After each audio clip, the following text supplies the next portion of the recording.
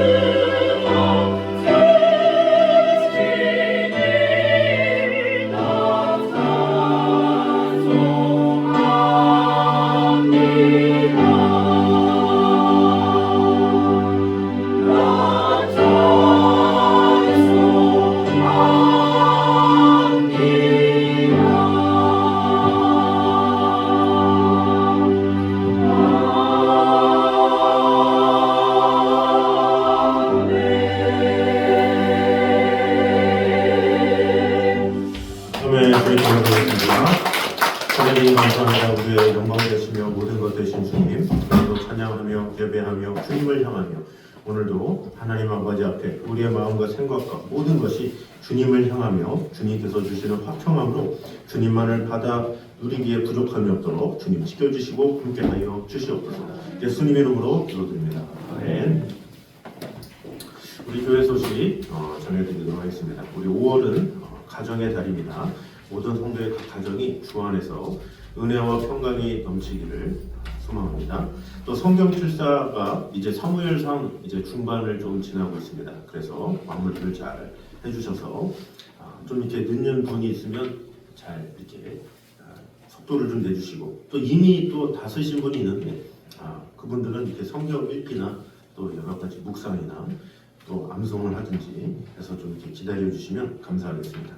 대신방을 신청하지 않은 목장은 신청해 주시기 바랍니다. 그래서 오늘까지 3개 목장이 마무리됩니다. 교회학교 연합수련회 준비 모임이 돌아오는 수요일날 남천교회에서 있습니다. 그래서 이제 체육대회가 끝나서 이제 다 끝났나 보다 했더니 갑자기 또 이제 또 연합수련회 준비 모임이 있어서 그거 여러 목사님들 모여서 같이 또 회의를 하고 또 진행하도록 하겠습니다. 그래서 수요일 날에는 시간이 안 돼, 전도 시간이 겹칠 것 같아서 이해해 주시길 바랍니다. 추가로 좀 공지를 드리면 저희 그 교회의 창문이 있잖아요. 그 창문에 그 망이 있는 창문은 꼭 망을 이렇게 꼭 닫아주시고, 망이 없는 창문은 절대로 안 열어주셨으면 좋을 것 같아요. 좀 답답하고 환기가 필요하더라도, 만약에 환기가 필요하다 그러면 잠깐 열었다가 그 자리에서 보는 대로 이렇게 닫아주시면 감사하겠습니다. 주중에 주방문이 이렇게 열려 있어가지고 비둘기가 들어와서 제가 겁이 많잖아요.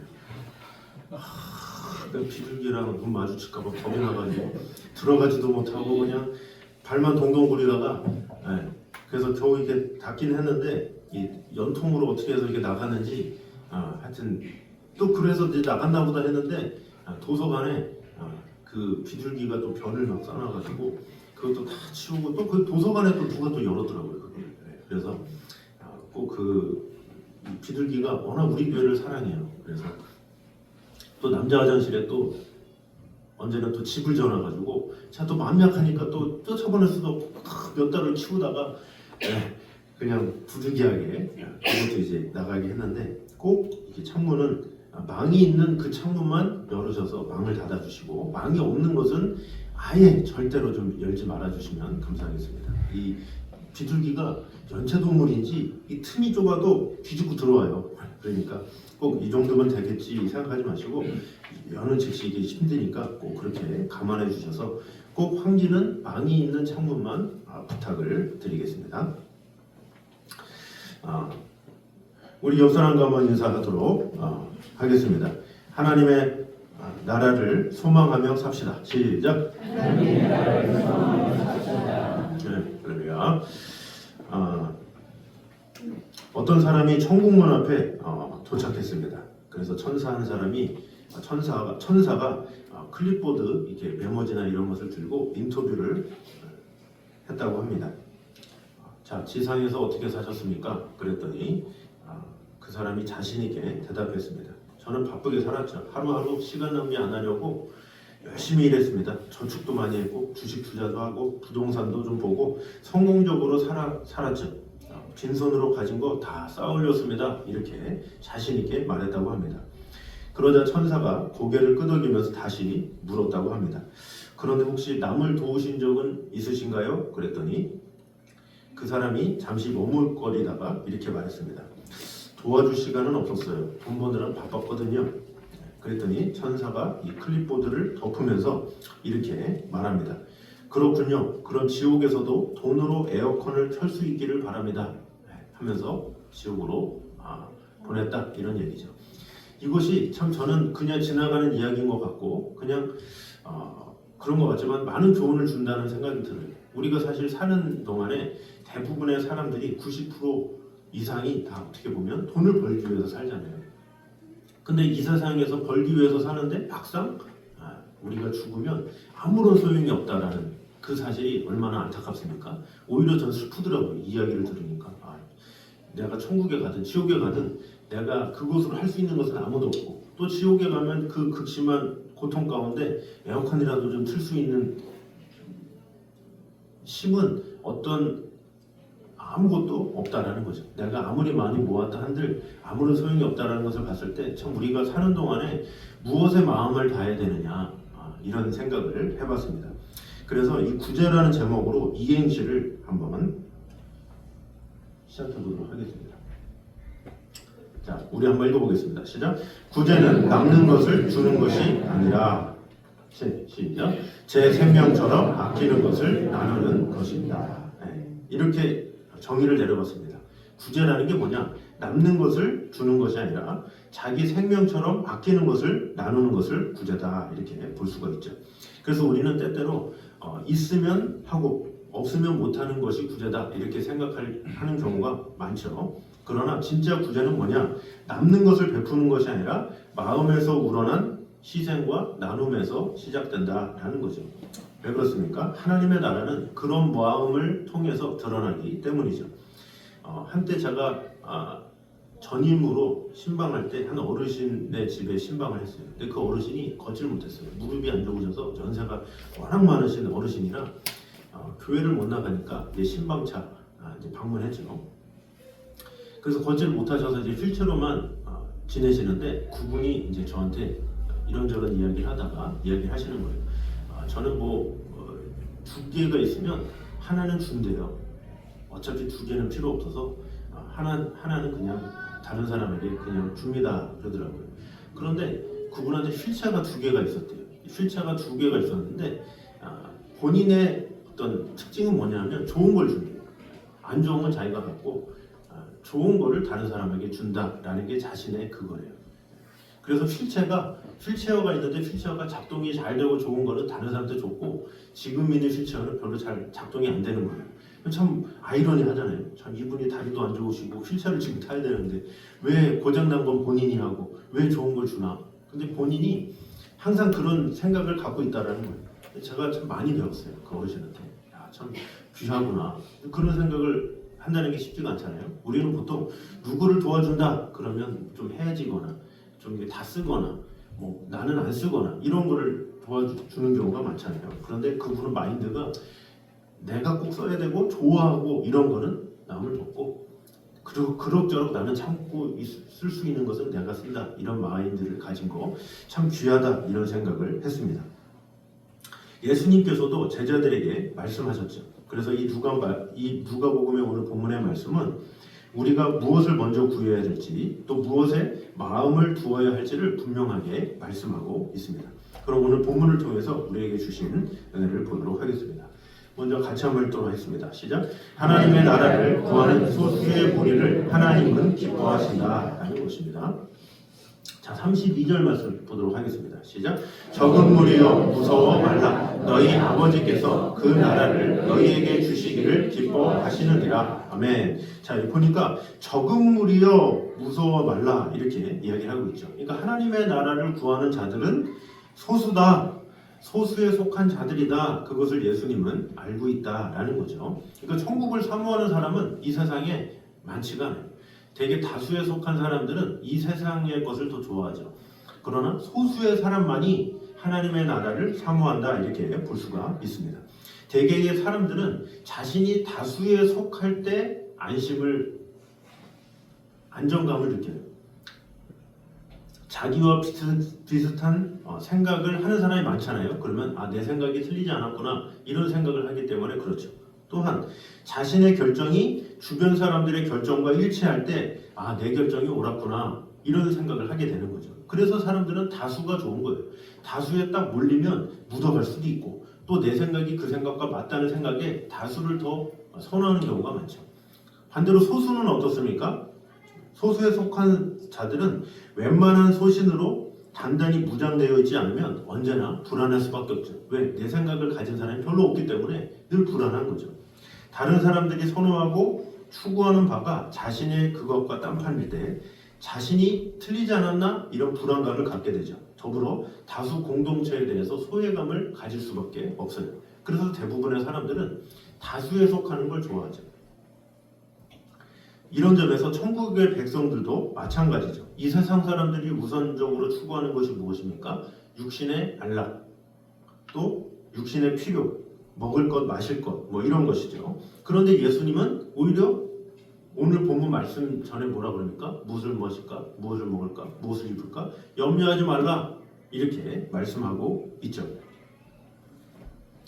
예수님께서도 그렇게 말씀하시는 것은 무엇입니까? 다수의 세상 사람들과 다른 방식을 추구하며 살아라 이렇게 말씀하고 있는 것이죠. 그래서 다수 속에서 소수로 살아가라 이렇게 말씀하고 있는 것입니다.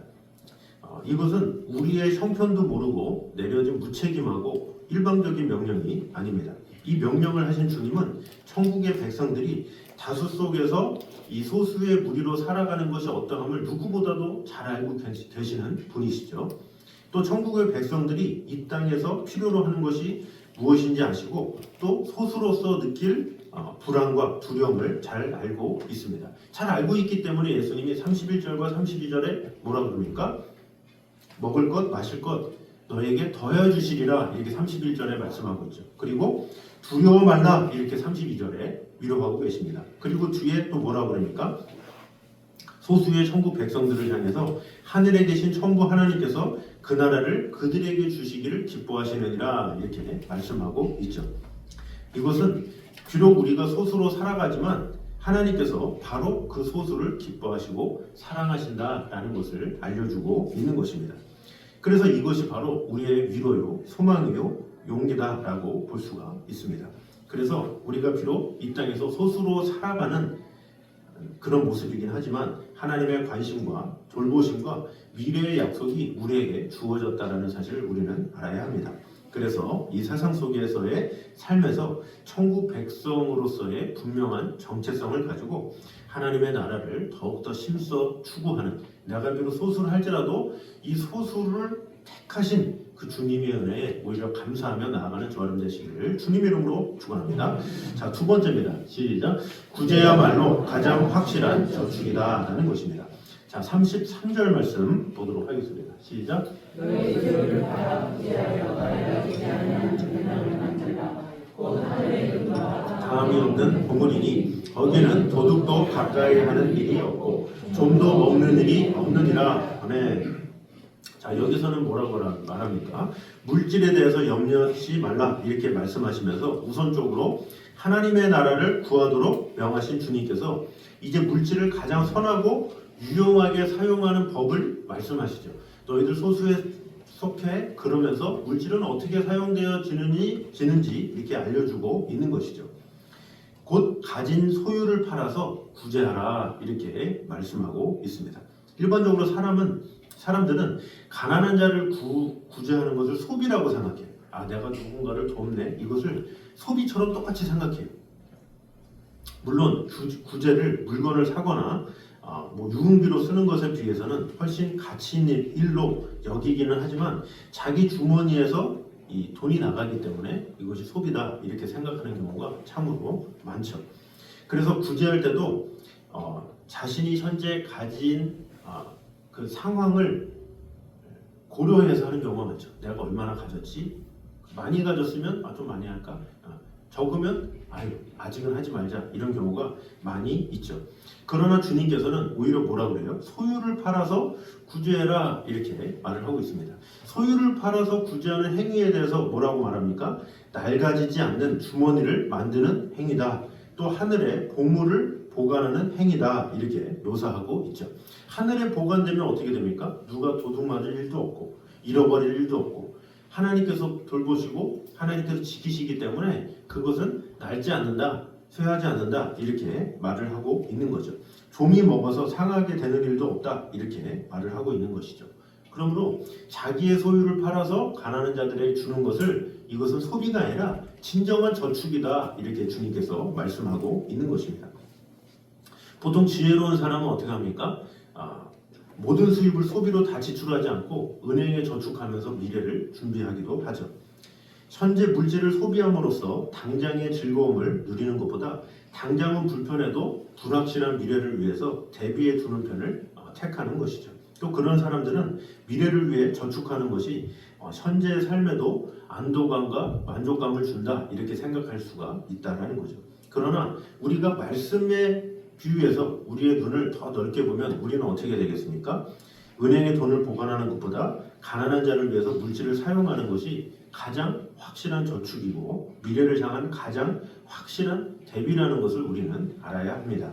구제에 물질을 사용하는 일이야말로 다함도 없고 상함도 없는 하나님 하늘나라 은행에 저축하는 귀한 일이라는 것을 우리는 알아야 합니다. 여기서 말하고자 하는 것은 저축을 하지 말라 이것을 말하는 것이 아니라 참된 저축은 구제다라는 것을 말하는 것입니다. 그러므로 우리가 이 사는 동안에 이것을 놓치지 말아야 합니다. 내가 이 구제를 통해서 어떻게 하면 하늘나라에 저축을 할까 이런 마음을 가지는 것 이것은 참으로 귀한 것이죠. 그러므로 하나님께서 주신 물질을 가지고 적극적으로 구제에 힘쓰므로써 하늘나라 은행에 많은 것으로 저축해두는 지혜롭고 선한 저와 여러분이 되시기를 주님의 이름으로 축원합니다. 이제 세 번째입니다.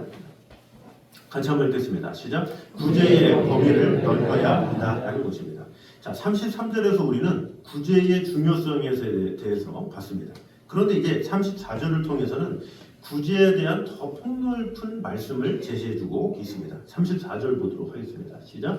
너희 보물이 있는 곳에는 너희 마음도 있느니라. 아멘. 자, 우리가 무엇에 물질을 쓰고 또 시간과 열정을 드리느냐 이것은 곧 우리 마음이 그곳에 있다라는 것이죠. 그래서 우리는 흔 구제 그러면 헌금, 기부, 후원 이런 것을 떠올리죠.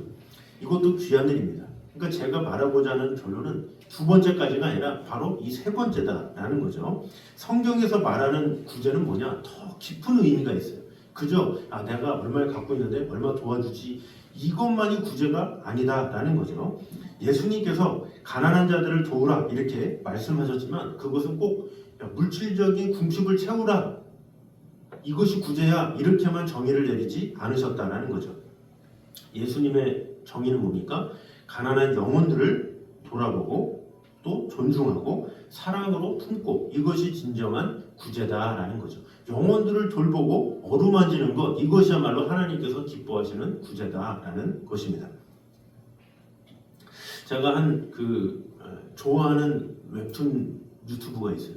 거기에 보면 좀 교훈적인 이야기도 있고 또 재미도 있고 이제 그래서 즐겨보는데 그 내용 중에 하나가 뭐냐면 한 청년이 취업을 못한 거예요. 한 5년 이상 취업을 못하니까 자괴감에 빠져가지고 나는 안 돼.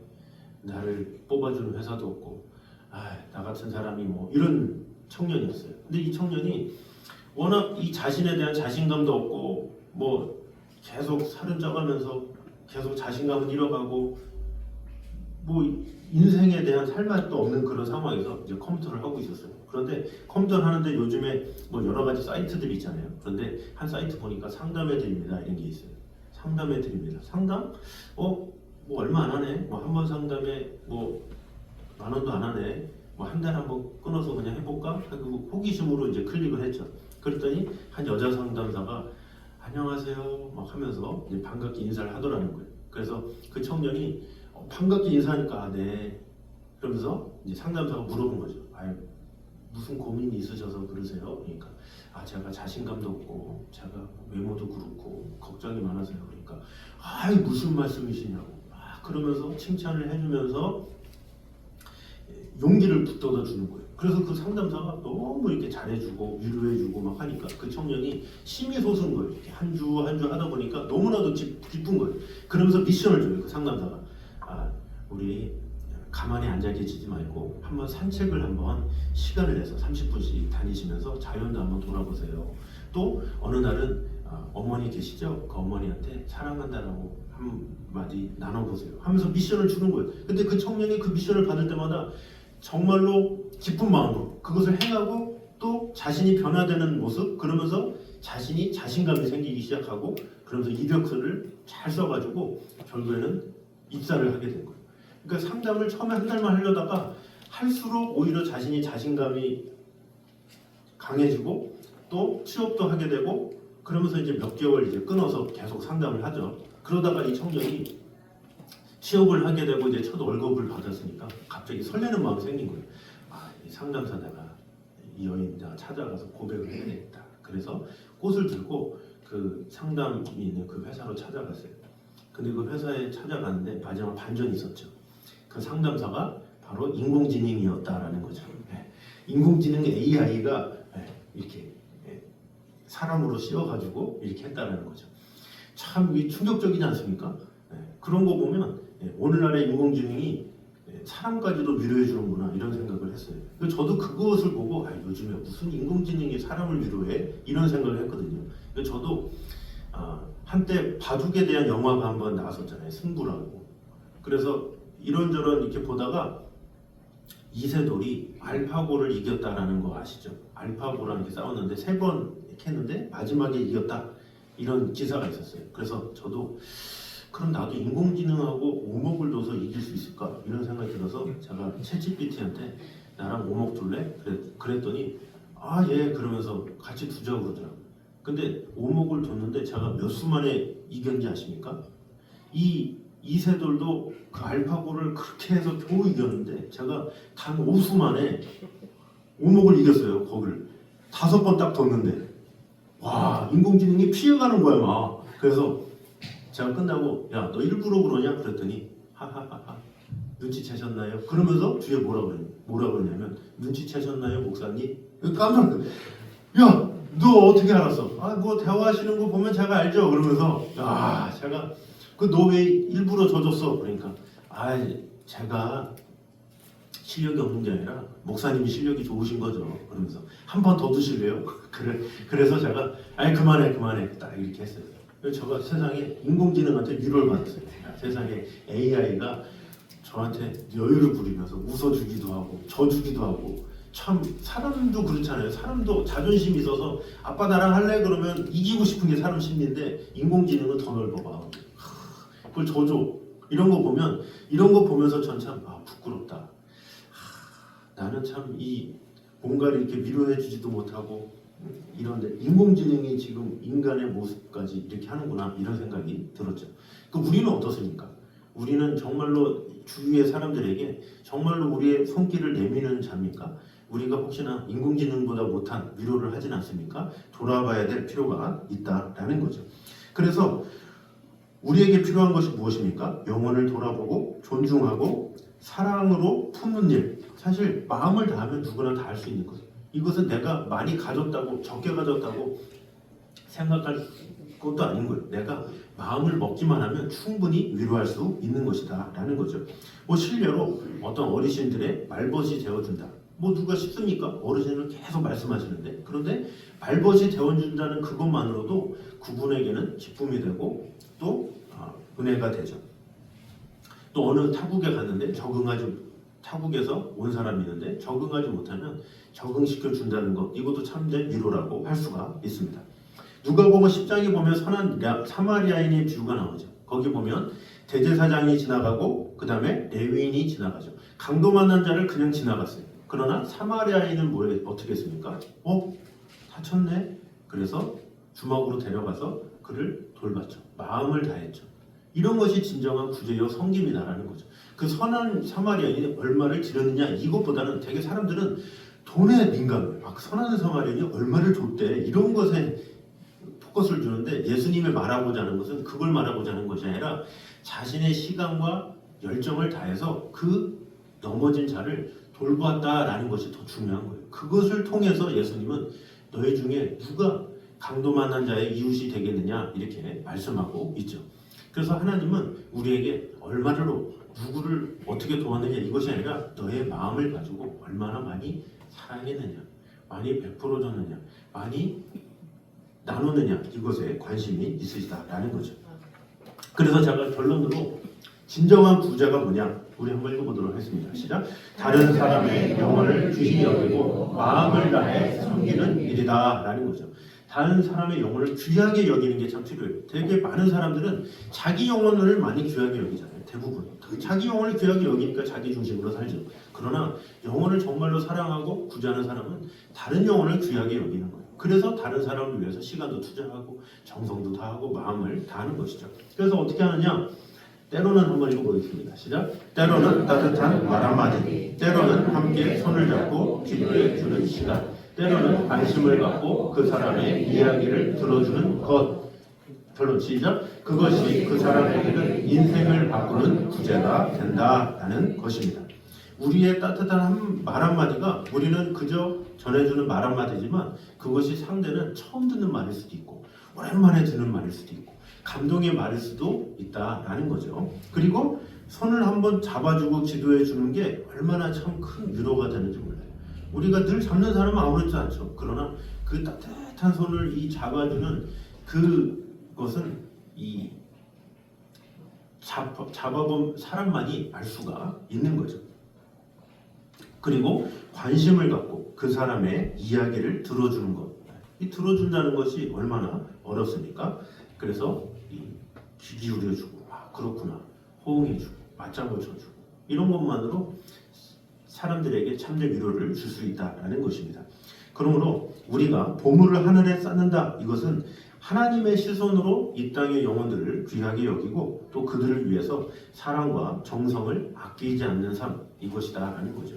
그래서 진정한 구제가 무엇인지 오늘 다시 한번 생각함으로 말미암아, 내가 한 달에 얼마를 구제하는데, 이것만 생각하는 게 아니라 내가 얼마나 우리 영혼들을 위해서 내가 내 마음을 투자하고 또 내 시간을 투자하고 나의 열정을 투자하는지 잘 돌아보면서, 나를 통해서 누가 혹시 참된 위로를 얻을 수 있는지를 잘 생각해서 나를 통해, 나의 섬김을 통해, 나의 사랑을 통해서 진정한 구제를 온전히 행하는 저 여러분 되시기를 주님의 이름으로 축원합니다. 자, 그래서 우리가 적용해 보자면 내가 섬길 수 있는 구제의 대상은 누굴까 한번 생각했으면 좋겠습니다. 내가 말 한마디라도 따뜻하게 건넬 수 있는 사람은 누구일까 생각하면 좋겠습니다. 또 시간을 내어서 함께 있어줄 수 있는 사람이 누구인지 한번 생각해 보면 좋겠습니다. 우리는 바쁘다 해도 우리의 도움을 필요한 사람은 나와 시간을 함께 하는 것만으로도 감동하는 사람들이 많이 있죠. 또 기도로 품어야 될 사람이 누구인지 한번 정해보면 좋겠습니다. 그래서 가끔 이렇게 전화해서 내가 기도하고 있는데 혹시 기도 제목 있으면 한번 나눌 수 있어? 하면서 그의 이야기를 들어주는 것도 참된 섬김이다 라는 거죠. 또 그를 위해서 마음을 드리고 또 행동으로 옮기는 것, 이것이 하늘의 보물을 쌓는 참된 구제임을 꼭 기억하므로 우리는 구제의 어떤 틀, 생각, 이것을 다 벗어버리고 내가 무엇인가를 해야, 무언가를 드려야 이것이 구제가 아니라 내 마음이 먼저 변화되고 내 마음이 먼저 예수 그리스도를 닮아가야 진정한 구제가 시작된다는 것을 꼭 기억하므로 주의 영혼들에게 하나님의 사랑과 축복을 전하기에 힘쓰는 저 여러분 되시기를 주님의 이름으로 축원합니다. 자, 이 시간에 같이 찬양하도록 하겠습니다. 우리 당신의 그 섬김이 천국에서 해같이 빛나는, 우리 가사 생각하면서 같이 찬양하도록 하겠습니다.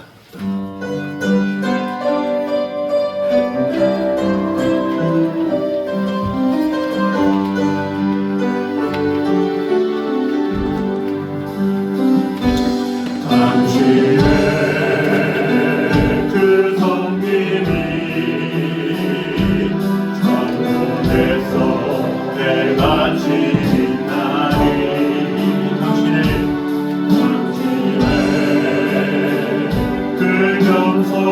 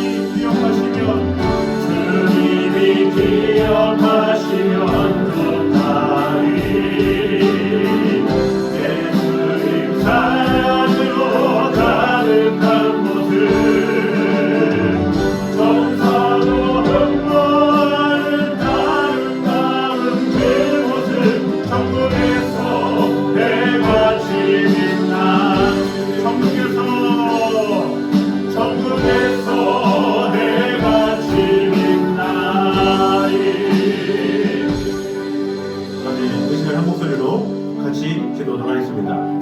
우리가 가진 것을 나누는 구제는 분명 귀한 일입니다. 그러나 그보다 더 깊은 구제는 다른 사람의 영혼을 귀히 여기고 마음을 다해 섬기는 일임을 오늘 보게 되었습니다. 우리 이 시간에 한번 묵상해 보도록 하겠습니다. 지금 내가 섬길 수 있는 구제의 대상은 누구입니까? 내가 말 한마디라도 따뜻하게 건넬 수 있는 사람은 누구입니까? 시간을 내어서 함께 있어줄 수 있는 사람은 누구입니까? 기도로 품어야 할 사람은 누구입니까? 마음을 드리고 행동으로 옮기는 것이 진정한 구제임을 오늘 보게 되었습니다.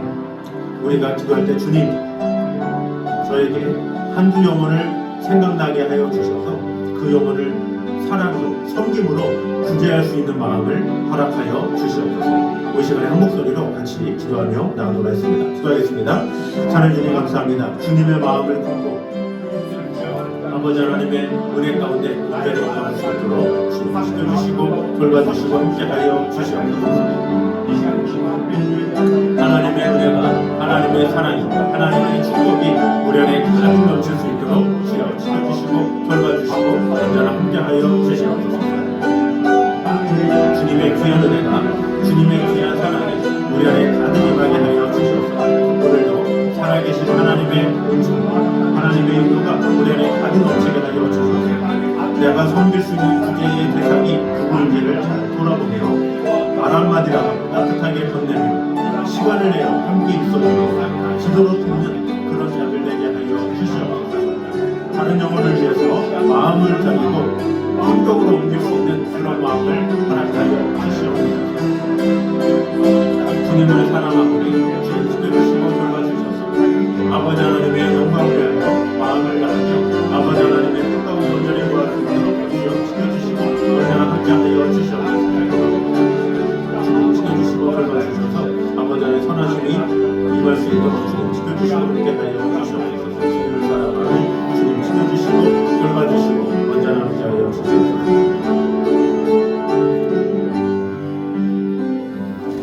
살해주님 감사합니다. 우리가 가진 것을 나누는 구제는 참으로 귀한 이름을 보게 되었습니다. 그러나 그거보다 더 깊은 구제는 다른 사람의 영혼을 귀히 여기고 마음을 다해 섬기는 것임을 오늘 보게 되었습니다. 우리의 따뜻한 말 한마디, 함께 손을 잡고 기도해주는 시간, 그리고 관심을 갖고 그 사람의 이야기를 들어주는 것이 그 사람에게는 인생을 바꾸는 구제가 될 수 있음을 오늘 보게 되었습니다. 내가 섬길 수 있는 구제의 대상이 누구인지 다시 한번 돌아보기 원합니다. 그래서 그 구제의 대상을 향해서 말 한마디라도 따뜻하게 건넬 수 있는 마음을 허락하여 주시고 시간을 함께 내어줄 수 있도록 도와주시고 또 기도로 품을 수 있도록 주님 함께하여 주시옵소서. 그를 위해 마음을 드리고 정성을 다할 때 주님께서는 잘하여도다 충성된 종아 말씀하실 줄 믿습니다. 나 자신만을 위해 살아가는 이 세상 가운데, 이 각박한 세상 가운데 주님 다른 영혼을 위해 살아가는 그런 소수의 사람이 되게 하여 주셔서 내가 비록 소수의 사람이다 할지라도 소수의 한 사람 한 사람이지만 그 한 사람 한 사람의 섬김과 사랑이 가득 모여서 놀라운 하나님의 나라를 온전히 이루어 나가는 그런 성도들의 삶이 될 수 있도록 축복해 주시고 함께하여 주시옵소서. 이제는 우리 주 예수 그리스도의 이름과 아버지 하나님의 무한하신 사랑과 성령님의 교통하심 늘 우리와 함께 계셔서 우리를 지켜주시고 돌봐주시는 하나님의 은혜 가운데 거하기 원하는 이 자리에 있는 모든 성도들과 가정 위에 이제부터 영원까지 함께 있기를 간절히 축원하옵나이다. 아멘.